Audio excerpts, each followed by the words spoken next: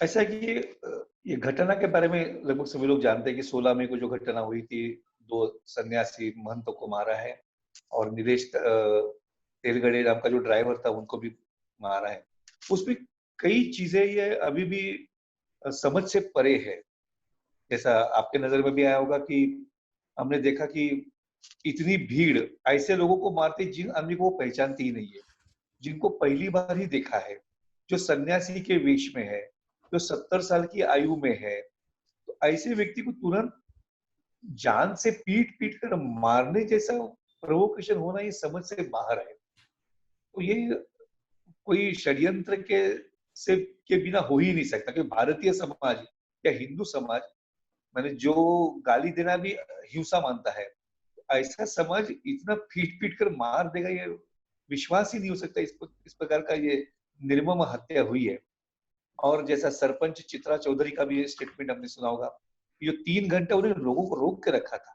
एक महिला सरपंच होने के बावजूद उन्होंने सबको रोक रखा था और जैसे ही ये पुलिस आ गए और फिर वो फॉरेस्ट डिपार्टमेंट के पुलिस से चौकी से उनको बाहर निकाला तो लोगों ने उनको पीट-पीट कर ये मारा जो ये देखा होगा सब लोगों ने।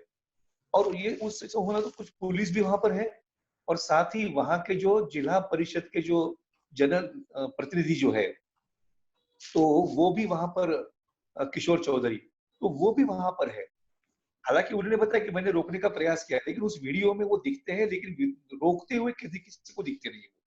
तो इस कारण ये भी एक आशंका है कि वो वहाँ पर होते हुए भी ये घटना कैसी हुई, तो ये सब दिखते हैं और बाद में लाशों के साथ जिस प्रकार व्यवहार हुआ, वो भी निंदनीय है कि कोई ढंग से लाशों को पहुँचाने की व्यवस्था भी नहीं हुई, सिंपल टेम्पो में लाशें जैसा सामान डालते हैं वैसा डालकर लेके गई, शववाहिका की भी व्यवस्था नहीं किया। तो इस प्रकार का जो है पुलिस की भूमिका भी मूक दर्शक जैसी बनी रही। तो ये जो सारी बातें हैं, इसमें एक शायद आपको नज़र में आएगी कि इस संबंध में अ, ये जो लोकेशन हमको समझना पड़ेगा। ये जो लोकेशन है, ये पालघर जिला जो है, ये दादरा नगर हवेली महाराष्ट्र और गुजरात की बॉर्डर में आता है। और इसे ऐसा भी कहा जाता है कि दादरा नगर हवेली के सटे हुए जो गाँव है, जिसमें ईसाई बहुल है और कम्युनिस्टों का वहाँ पर भी प्रभाव है और ये जो डहाणू तहसील है, वहाँ पर भी प्रभाव है। तो वहाँ पर जो है ये अ, वहाँ के 2 लोगों के नाम ये सामने आए हैं। एक है सूरज लाहानू जिमे और जगदीश चंदू राठौड़। ये दोनों ने जो पुलिस की गाड़ियाँ वहाँ जा रही थी, उनको रोका गाँव के लोगों को एकत्रित करते हुए और 3 घंटा पुलिस की बड़ी जो 200-300 लोगों की टीम जो जानी थी, वो जाने नहीं दिया और पेड़ गिरा दिए, पत्थर मारे, पुलिस को रोक के रखा।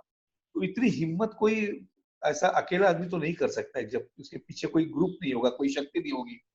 तो प्रत्यक्ष वहाँ जो मारपीट हुई वो अलग है और वहाँ पुलिस न पहुँचे, इसलिए जो रचना लगाने का जो काम वहाँ पर किया है, तो ये ज़रूर एक षड्यंत्र को ही तरफ संकेत करता है और अब तक तो 110 लोगों को पकड़ा है, ऐसा जो मीडिया से मुझे खबरें मिली है और 14 मई को जो वहाँ उनके जो वकील दिग्विजय त्रिवेदी, उनकी भी रोड एक्सीडेंट में मृत्यु हुई है। तो ये दुखदायक ऐसा जो है। वैसे तो ये जो अ, जो पालघर जो जिला है, इसको भी थोड़ा इतिहास जानने की आवश्यकता है। ये पालघर जिले में पहले से ही नक्सली लोगों का कम्युनिस्ट पार्टी का काम पुराना है। 1964 से वहाँ पर कम्युनिस्ट पार्टी का काम है। एक गोदावरी ते परुलेकर नाम की एक महिला कार्यकर्ता और उनके श्रीमान दोनों कम्युनिस्ट विचारधारा के थे। उन्होंने वो क्षेत्र में जाकर वनवासी क्षेत्र में जाकर वहाँ काम करना शुरू किया। उस समय उनका ये था जैसा हम जानते हैं कि कम्युनिस्ट विचारधारा के आधार पर गरीबों के खिलाफ अमीरों अमीरों के खिलाफ गरीबों को खड़ा करना, जनजात गैर जनजाति के खिलाफ जनजाति लोगों को खड़ा करना, कामगारों को मालिकों के साथ खड़ा करना। तो इस प्रकार का काम उन्होंने तब से चालू किया था। हालाँकि उस समय उन्होंने उसको काम नाम दिया था कि हम आदमी को खड़ा कर रहे हैं, आदमी को जगा रहे हैं। उनके ऊपर किताब भी है, शायद आपने पढ़ी होगी, मराठी में किताब है। तो वो उनके अनुभवों के आधार पर उन्होंने उस समय से किया था, लेकिन उसका उग्र रूप इतना होगा, ये पता अभी चलता है। हालाँकि ये पहली घटना नहीं है।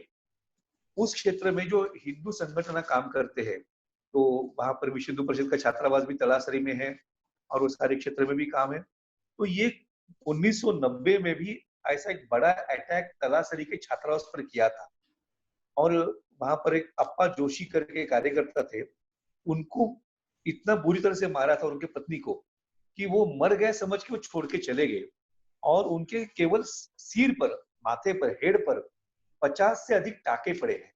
हालांकि अभी जीवित है, उनकी भी एक वीडियो क्लिप आपने शायद देखी होगी, तो वो भी आई। तो इस प्रकार के हिंदुत्व का विरोध और हिंदू कार्यकर्ताओं को मारना, ये उस क्षेत्र में पहले से समय समय पर होता आया है। वहां का विधायक है वो भी अभी कम्युनिस्ट पार्टी का है, विनोद निकोले नाम के, तो वो भी वहां पर है। तो कुल मिलाकर कम्युनिस्टों का गढ़, महाराष्ट्र में एक ही सीपीएम की सीट आई है और वो वहां से आई है। तो इस प्रकार का ये सारा उनका गढ़ है, ऐसा देख सकते हैं। और कम्युनिस्ट विचारधारा के संबंध में जो उनके ख्याति है कि वो अधिकार अधिकार दिलाते हैं, अधिकारों की बातें करते हैं, अधिकार दिलाते हैं। लेकिन जो मेरा व्यक्तिगत मानना है कि अधिकार की बात करते हैं, अधिकार कभी दिलाते नहीं है, कभी भी दिलाया नहीं उन्होंने। उदाहरण के रूप में इसी महाराष्ट्र में और नासिक जिले की एक कॉन्स्टिट्यूएंसी से जीवा पांडु गावित नाम के एक सीपीएम के विधायक लगभग 25 वर्ष विधायक रहे और 25 वर्ष विधायक रहते हुए भी 2018 में उसी कॉन्स्टिट्यूएंसी को लोगों को लेकर वो विकास नहीं हुआ करके आपने शायद देखा होगा।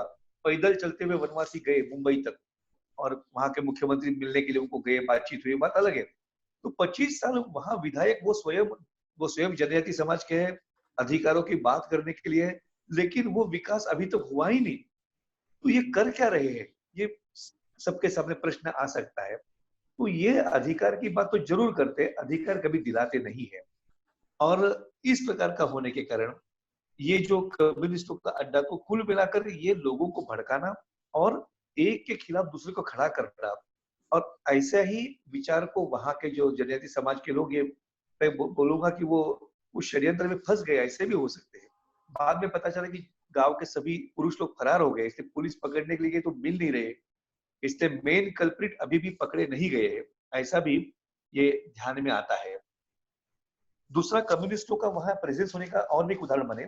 आपको याद होगा कि 2 साल पहले झारखंड में पत्थलगड़ी की लहर चली थी, तो इन गांवों में भी पत्थलगड़ी के पत्थर आज भी दिखाई देते हैं, जो संविधान को न मानने की बात करते हैं।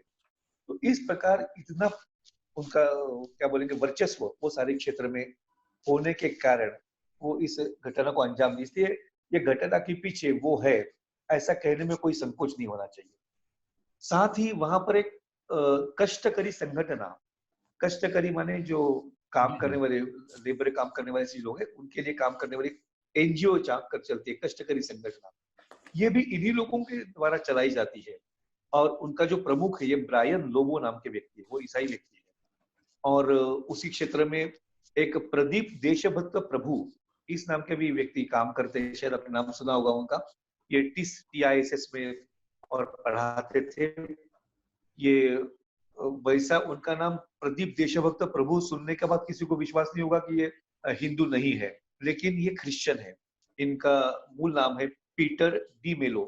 तो पीटर डी मेलो ने अपना नाम छद्म लेकर के, प्रदीप देशभक्त प्रभु नाम लेकर के, और वो काम कर रहे हैं, वो भी इस क्षेत्र में काम करते हैं और वो कांग्रेस में भी अपरोक्ष रूप से कितने करीबी हम समझ सकते हैं कि वो जो नेशनल एडवाइजरी काउंसिल थी, नैक, जो सोनिया गांधी जी के नेतृत्व में थी, उसके भी वो एक रिस्पेक्टेड मेंबर के रूप में उन्होंने कुछ समय काम किया था। और उनकी पत्नी जो है शिवराज बलसारा, वो भी उसी विचारधारा की है। तो वो भी सब मिलके ये सारे क्षेत्र में ये काम कर रहे हैं। उस क्षेत्र में लगभग 15 के आसपास चर्चेस, उस आसपास, उस गढ़चिंचले गांव के आसपास ही लगभग 15 चर्चेस है। वैसा देखा जाए तो महाराष्ट्र में जो प्रारंभिक ईसाइयत शुरू हुई वो इसी क्षेत्र में शुरू हुई। वसई, पालघर, डहाणू, ये जो कोकण का जो समुद्र का किनारा है, वहां ये ईसाइयत फैल गई। इसलिए ईसाइयत नई नहीं, वो भी पुरानी है। और उसका अभी एक नेक्सस जैसा बन गया कि कम्युनिस्ट है और ये चर्च है और कुछ पॉलिटिकल पार्टी के भी लोग शायद इसमें इन्वॉल्व है। तो ये सब मिल करके और ये घटना को अंजाम दिया है, ऐसा हम मुझे लगता है। और हमको डर अभी ये है कि अभी वहां के लोग कुछ न बोले, इसलिए डरा धमकाने का भी काम चल रहा है। मैं जो सुन रहा हूँ उसके आधार पर जो लोग दहशत में रहे, क्योंकि कम्युनिस्ट और नक्सली का सबसे बड़ा शस्त्र है डर। समाज में डर बना के रखो तो उनके खिलाफ कोई बोलता नहीं है। तो आज उसका भी ये काम शुरू हुआ है। कल्याण आश्रम ने ये मांग किया है कि सीबीआई के द्वारा इसकी जांच होनी चाहिए। वैसा भी सीआईडी को उन्हें दिया है, लेकिन सीबीआई के द्वारा निष्पक्ष जांच होनी चाहिए और दोषियों को शीघ्र सजा मिलनी चाहिए और मृतकों को, परिजनों को न्याय मिलना चाहिए। इसमें राज्य सरकार राजनीति न करे, ऐसी हमारी अपेक्षा है। लेकिन दुर्भाग्य से बहुत बार ये न्याय प्रक्रिया इतनी लंबी होती है, जैसा आपने सुना होगा कि अभी सालों साल लगते हैं और इंग्लिश में कहते हैं justice delayed is justice denied. तो इस कारण एक प्रकार ये अन्याय ही कहा जा सकता है।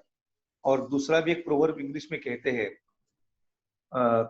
Crime अनपनिश्ड breeds criminals. तो ये दोनों बातें न हो, इसलिए यथाशीघ्र इसकी जांच होनी चाहिए, ऐसा मुझे लगता है।